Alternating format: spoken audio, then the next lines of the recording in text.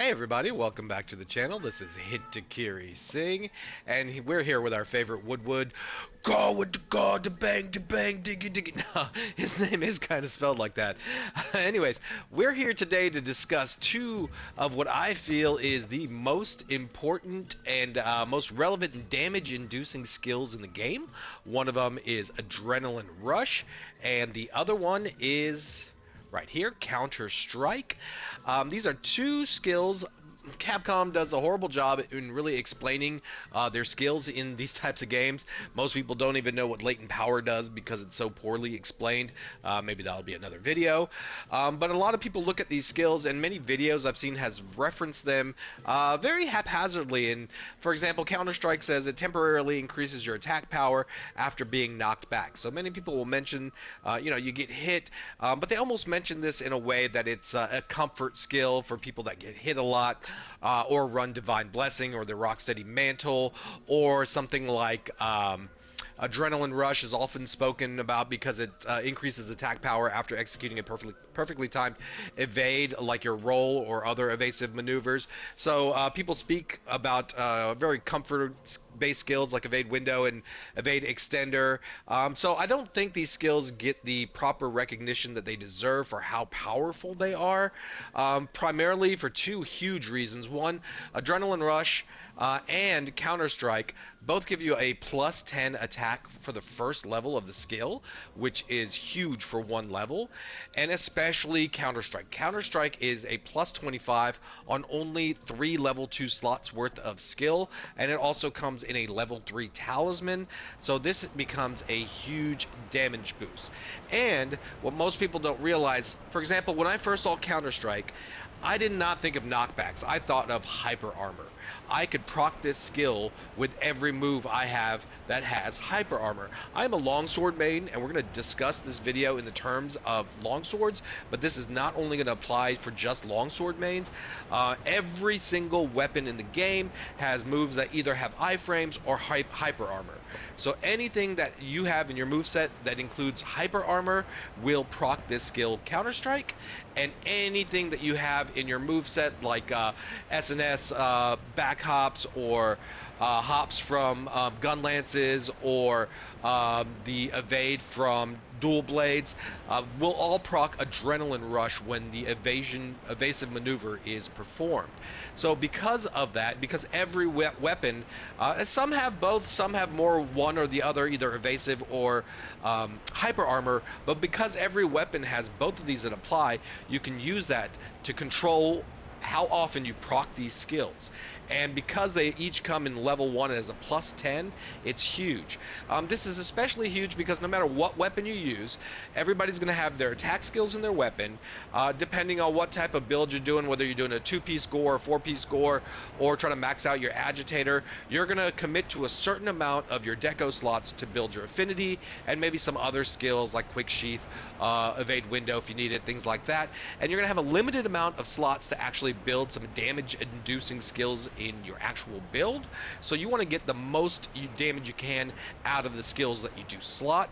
And these are the top 3 damage-inducing skills in my opinion are Burst, Adrenaline Rush, and Counter-Strike. Everybody knows the benefits of Burst, although for some weapons it's not the greatest, for slower weapons basically. If you have a slow weapon, Burst is not always the greatest because it procs a certain damage hit after the first hit, damage boost, and then after the 5th hit. So on the Hunting Horn, I do notice the damage boost, but I was actually just told to play around with a few other skills because I could end up getting some larger damage boost, maybe adding a little bit more evade window and stacking some more Adrenaline Rush to proc that at higher levels. So, but anyways, everyone knows about Burst, but not everyone knows about Adrenaline Rush, and not everybody knows about Counter-Strike, and every single way that you can proc them, and that's what this video is going to be. We're going to discuss everything you need to know about these two skills, how to use them, how to proc them, how long they last, and some really, really unique properties, especially with Counter-Strike. It's a skill unlike any other skill that reprocs itself without having to unproc, and that's super rare in this game. Most skills, when you use them, for whatever time they last, whether it's 30 minutes, 1 minute, 2 minutes, however long they last, you have to use that skill to completion before you have a chance to proc it again. Not with Counterstrike. Counterstrike keeps proccing.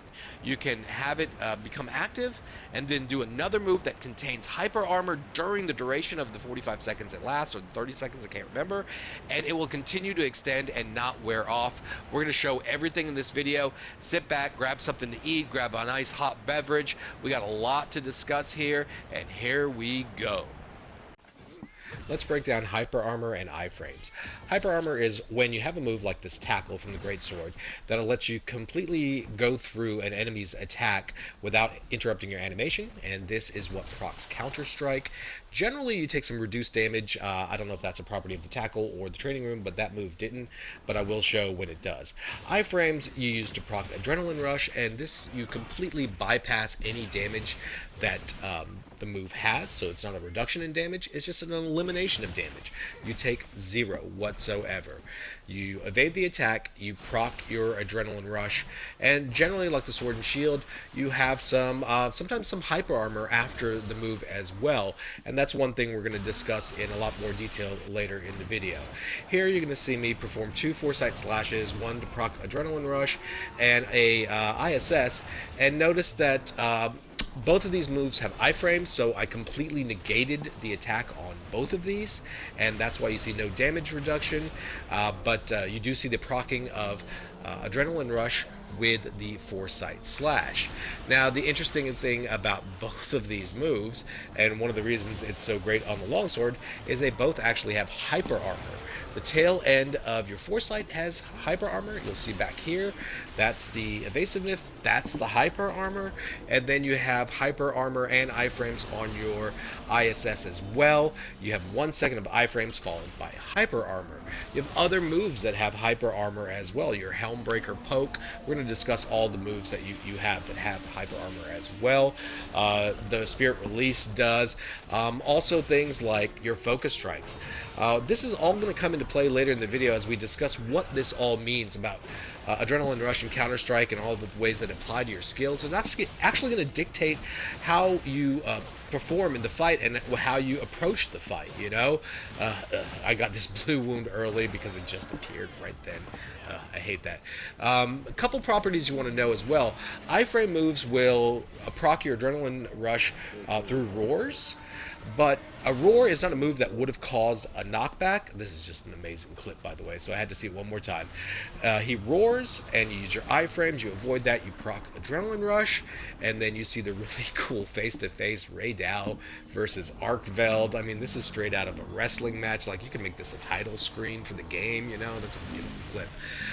But for the roar, since it would not have caused a knockback, this is your standard longsword opening. Sneak attack into the charge, and then I'm going to ISS the roar. The roar would not have knocked me back, so no Counterstrike is propped. But it is now, because that trip would have. I don't know why it is that ISS, the iframes of ISS, do not proc Adrenaline Rush, but it does not proc both. But it will proc your Counterstrike when you counter a move that would have knocked you back. Foresight, on the other hand, its hyper armor will proc Counterstrike, so you can use it to proc both. Let's dive into the mechanics of Adrenaline Rush. It is a skill that lasts for 30 seconds once it is procced, and it gives you your damage boost for whatever level you have slotted, and this is why I like to always have at least one level, because I can easily proc this with my Foresight Slash. And I just want to point out in this clip right here that it is currently active, and I'm going to successfully perform 2 Foresights that normally do proc it, but it doesn't extend the duration of it. I need to wait for that 30 seconds to be over, and that's when you're going to see the notification, and then find some opportunity to proc it again. And so this is what I mean about not just speaking generally in the terms of the Foresight Slash. If you have a weapon like Sword and Shield or Greatsword with its roll and its tackle, a combination of iframes and hyper armor are going to be super important. Notice right here, first you're going to see I actually Foresight the wind pressure of him taking off, and then during this backswing I have iframes. During this forward swing I have hyper armor. It connects, so the follow-up I have hyper armor. This is why Quick Sheath 3 is invaluable for longswords, because that's my weak point. Once I'm sheathed, I have hyper armor and iframes again with my Foresight Slash. The monster has to find the window to attack me versus vice versa, you know? I am the hunter. Here I was toying with the iframes and the hyper armor to see how long of a hurt box can I avoid, and I failed at it. I got the iframes, but my it was too late for the active hits for my hyper armor, so but I procced both Adrenaline Rush and Counterstrike. Practice these things. Good things will always happen. And this is what I mean about gameplay. I want you to notice every pause is, do I need to do an ISS to activate my iframes and my hyper armor? And then when I'm not paused to just make that factor, I'm sticking to, you know, your triangle, R2 triangles, because you can foresight instantly out of those moves, you know? So you want to use your moves to set up when your iframes and your foresight slash are going to happen. So many amazing things happen in this clip, especially right there. I will slow that down and we're going to talk about it right here in a second. Now, I delayed, the last time I failed and procced both. This time I delayed it even more, so I got my iframes and my hyper armor to completely, avoid getting hit by this move. It's quite wonderful. I used my triangle during the move to set it up, so it wasn't in a high committal situation that I could easily foresight out of. I procced Counterstrike. I would have procced Adrenaline Rush, but it was already active. Here, same thing. I'm using some moves, my triangles out of Special Sheath, and just so I cannot be committed to do this foresight, because in Red Gauge, guys, for your foresight slash on the longsword, this acts like an offset attack. This is brilliant. I love this. And I also did a little special cancel there, another maneuver you want to get used to. I will make a video about an intermediate longsword guide. There's a lot of things we're finding out about delayed frames on certain moves and hyper armor on other that kind of dictate what moves you want to use. So that will be upcoming. Now to the godlike skill, that is Counterstrike. You're going to see here it becomes active. At level 1, it lasts for 30 seconds. At level 2, it lasts for 35 seconds. And at level 3, which I run, it lasts for 45 seconds. And unlike most other skills I've ever heard of in Monster Hunter, this skill reprocs every time you meet the conditions of either getting knocked back or hyper armoring through a move that would have knocked you back. And it reprocs and resets that 45-second timer. So the thing about this skill is its uptime through a fight is basically 100%, especially when you know how to proc it, when you know how to use your skills to use your hyper armor. And this is kind of the basis, and here it comes, sorry. The IA slash right there is what reprocs it. What you'll notice now is that was the 45-second mark. You do not see the notification that it wore off. Actually, you won't even see that in this video because I take some more damage over here and it's going to reproc it again. And my whole point about this is whether you're a godlike player, an average player, or a terrible player that keeps getting hit over and over and over again, this skill is always procced throughout the fight. And that's a 25 raw increase in damage. That is insane. Let's look at all the things that can actually... I was fighting the wrong monster. I had to go get to the chicken. This Special Sheath triangle move does have hyper armor. I just threw it in here last minute. I forgot to make a clip to show the hyper armor activation, but it's everyone knows that this move has hyper armor. It's part of the definition of the move. You have your Helmbreaker poke. That's going to activate hyper armor that activates Counterstrike. Not all of these are going to show the Counterstrike activation, but as long as you see the health depletion from the hyper armor, it will proc the Counterstrike. This is the Spirit Release. I get whipped by this tail at the end, and you'll see Counterstrike proc because of my hyper armor for my Spirit Release. And the Spirit Release is especially useful for this, or just evading damage in general, because you can hold it for such a long time. I'm going to land the Helmbreaker. My animation's shifting to him standing up before I activate it, and then the Spirit Release activates, so you can really use that to create windows to proc your Counterstrike, you know? Your Focus Strike. Once you land the poke of the Focus Strike, the following animation is going to happen. It's guaranteed, and it will hyper armor through any move, and it will proc Counterstrike as well. So, and that's just a generic thing for all weapons, not just the longsword. And of course, your Foresight slash and your EI will also proc with the hyper armor that we've discussed before. So, what does this... And this is what makes the longsword really cracked, because in Red Gauge, When I do my Spirit Charge to release in Spirit Blade 1, 2, or 3, I have Hyper Armor on my release. It's not infinite amount, so you have to time it a little bit. But throughout all three of Spirit Blade 1, 2, and 3, and the Spirit Roundhouse at the end, if you charge it fully, you have Hyper Armor through all of the release points of these moves, all of which will proc Counterstrike. I'm not showing it right here on all of them because I didn't want to wait the 45-second cooldown before I did the next one. I got some stuff to do sometimes, guys. But every move that has Hyper Armor that shows that reduction of health will proc your Counterstrike and reproc it. And like I said, it is a skill that overlaps.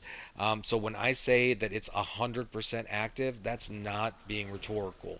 Well, maybe a little bit, because there are some moments you can lose it, but for the most part, it's always there. In the beginning of the fight, this is the opener. If I had done the Spirit Charge cancel into Foresight Slash instead of the IA Slash to get the Adrenaline Rush, and then get my Counterstrike within the first 10 seconds of the fight, I got both procced, and the Counterstrike I'll probably not lose, you know? And so this allows me to determine what to do. Throw out some triangles into the iframes, into the Hyper Armor. Something good happened with my Hyper Armor. You know, I'm not even thinking of it in terms of skill and move expressions. I'm just knowing the properties of my moves and the skills in my build. I do my Aesthetic Helmbreaker with Spirit Release. Now I need to go get my red charge back. Let me go ahead and pop these wounds. And then as he gets back up from this sequence, I'm going to go back into triangles and R2s, because both of those can be canceled instantly into my Foresight Slash, which I'm going to do here. I try to do that on the roar, but I miss. But here comes the Foresight. I don't even see him. He's off camera. Iframes, Hyper Armor, Hyper Armor, Red Gauge, Hyper Armor, protect me, do something, hit him.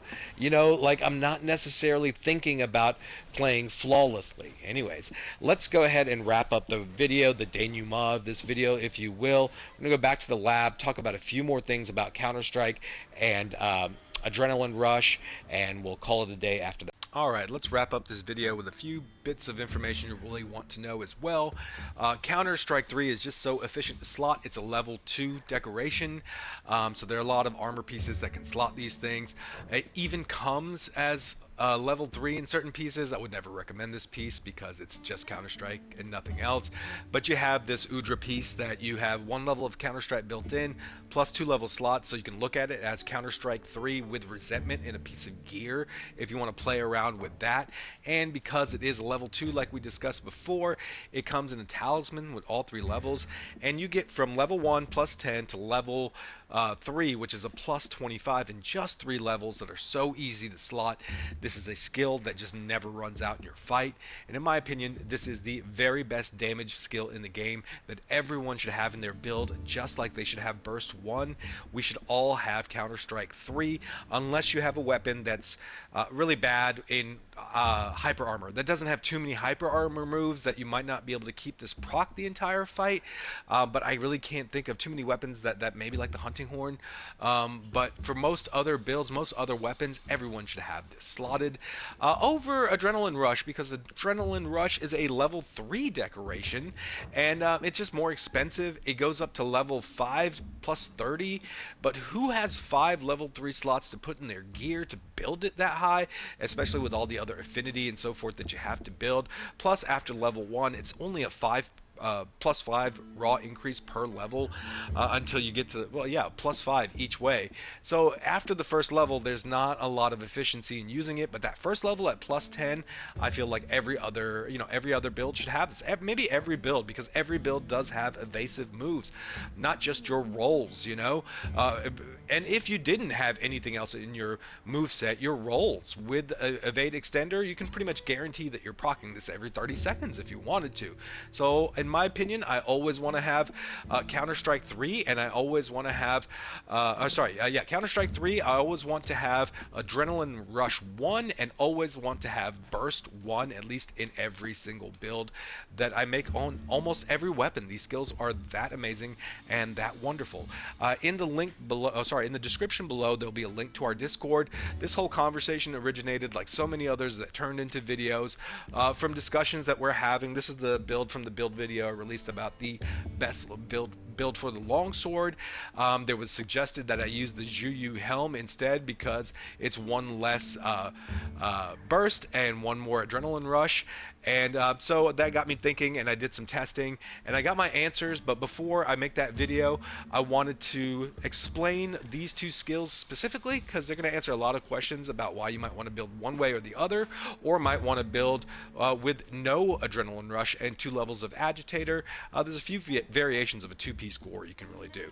So my next video is going to be a 2-piece gore versus 4 gore versus speed running type longsword build, and a new improved swap and gather build. So if you want to learn how all of this information that we just talked about today actually applies into making your build, please stick around for the next video that will be linked to the end of this one in the outro. And really, that's about it, guys. Please like, comment, subscribe, be good to each other, and see ya.